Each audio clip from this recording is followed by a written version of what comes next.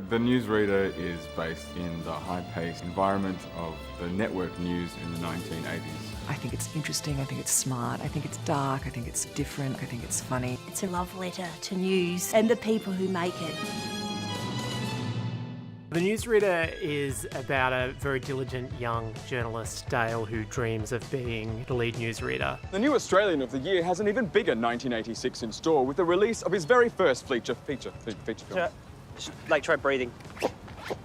And his relationship with Helen, who is already a star newsreader but sort of longs to be taken seriously as a journalist. Hey, I thought I was reading the Thatcher story. That was a late change.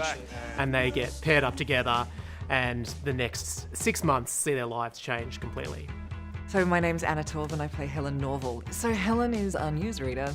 She's worked her way up. I call it a gun because it's like you have to be comfortable sticking a microphone in somebody's face and asking the hard questions. She is challenging, she's strong, she's complicated, she's nuanced and complex. She's got this something that people really relate to. It's a sort of X factor that people, when they see her presenting the news, they just relate to. United States President Ronald Reagan there, putting into words some of the horror that we all feel. The impact of this tragedy will be felt for months, years. But right now, our thoughts must be with those children tonight. My name's Sam Reid and I play Dale Jennings. He's a little bit awkward, he's a little bit out of his skin, and he's trying very hard, and that doesn't come across particularly well on screen. To sport now, and Australian cricket captain Alan Border has threatened to resign in the wake of Australia's worst ever World Cricket Series score. Robert Taylor plays the role of Jeff Walters. Meanwhile, the search around the base of Ayers Rock, where a number of items of clothing were found, is continuing. Dear old Jeff, he's like your champion player who's hanging on too long. And, you've just got to think, how can I just move this club legend on? He's very old-fashioned. He's quite conservative. Jeff is like the old guard. He's like, you present the news and you don't bring emotion into it. You don't bring show business into it. You present the truth. And we're exploring an age of news where it was becoming entertainment. He just didn't like it. It just wasn't the way news was meant to be. The desk just doesn't interest me as much these days. Every year there's more and more faff. My name is William McInnes and I play Lindsay. Lindsay is the news director. He's basically just like your nightmare of management. He's a particular sort of unreconstructed dinosaur who flourished in the 80s when, management was probably closer to bullying. I'm not kidding. Every day I have to back you up. Every day people come in here and they say, Helen Norville, she's a nightmare. She's got a face like a slapped ass. But I bat them all back. But you know what, Helen? They are fucking right! I'm Marg Downey and I play Evelyn. I would describe Evelyn as a very traditional wife with a keen eye on what's going on in the husband's workplace. She can sort of suss out where the power lies and who's important and who isn't. Are we expecting your co-host to be joining you this evening? Well, Yes, well, the whole News at 6 team is family, so yes. So help yourself to some bubbles. I will. Hello. My name's Chum, Ehelepola, and I play Dennis. He's the chief of staff, boss, well, below Lindsay, then him. Lindsay said I could... It was Lindsay's idea. All reporters work under a producer. They also get here at 7 a.m. My name is Michelle M. Davidson, and I play Nolene Kim. The closest hospital to Russell Street is St Vincent. Nolene is a PA. However, she's a bit of a jack of all trades, and she's kind of accumulated many other positions within the office. She has aspirations to become a producer, and she basically is producing a lot, but everyone just calls her the typist. I could head out there, produce Rob, covering the casualties, interviewing survivors.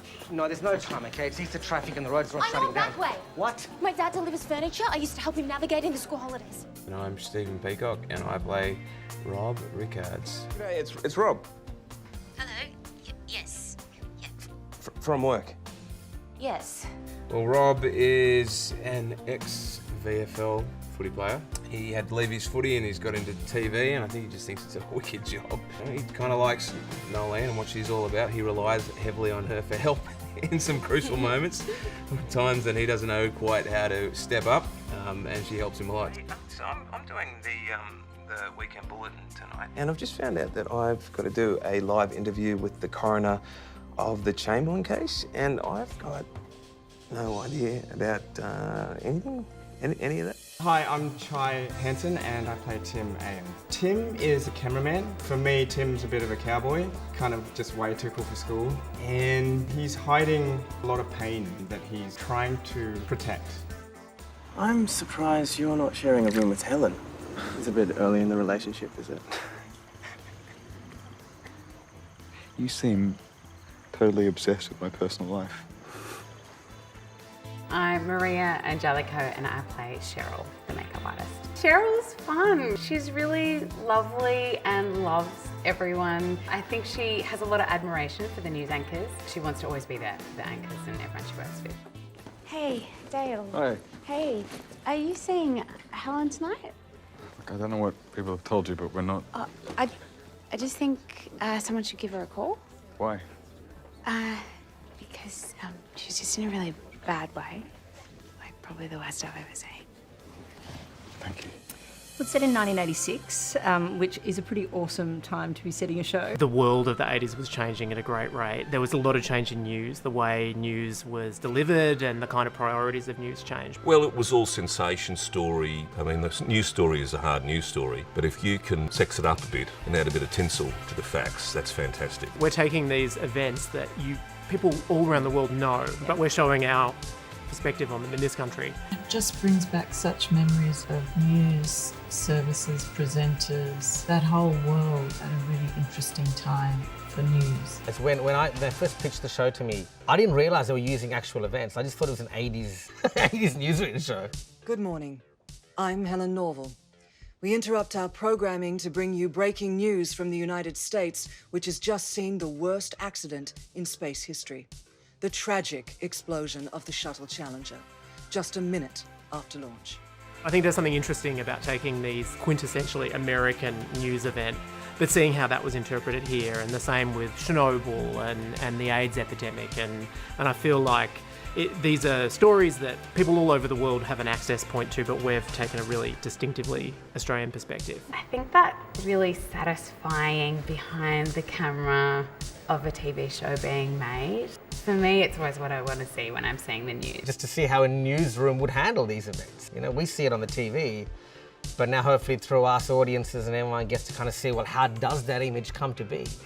What has to go on? It's really fascinating. We see the news through the presenter, but we're given an opportunity to see news through the eyes of the people that we grow to love in our story. We're doing a show about, news reading and the presentation when you're at the desk versus the shit show that happens behind. Because everyone's so put together and everything's so slick, and then to see what happens once the cameras stop rolling and that. And we're clear. Cheryl. 10 seconds, What Cheryl. is it? Sorry, I think it's my makeup running right there. I can feel it. No. On my hand in 5, 4, 3. To try and explore the personalities behind the news, behind the breaking information. Who are these people? Looking past the facade and looking at the psychological journey of the people actually telling it. Newsreaders are breathing news, like you're going to sleep with the radio on, you're getting up through the night and seeing what stories have emerged, or waking up with the alarm clock that's the news. It's just your whole life. High radiation levels have been picked up as far away as Scandinavia, with some monitors recording levels 10 times above normal. I would describe the series as a complex and very nuanced relationship drama set against the brutality, the thrill, the chaos of 1980s news. And we're out. You're incredible. You're incredible. But more than anything else, it's about the relationships, the way these characters change each other. And Dale and Helen come into each other's lives and both have a really profound effect on each other. We do have this sunset and a view.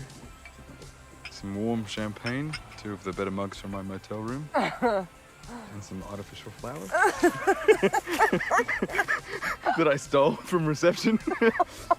I committed an actual crime for this, so... Have I redeemed myself? Yeah, I think you might have.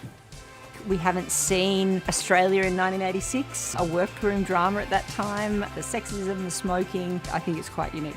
So many good, rich stories and characters, and I think people will be really moved by it and also entertained. I think it's interesting, I think it's smart, I think it's dark, I think it's different, I think it's funny. It felt very much like a love letter to news and the people who make it.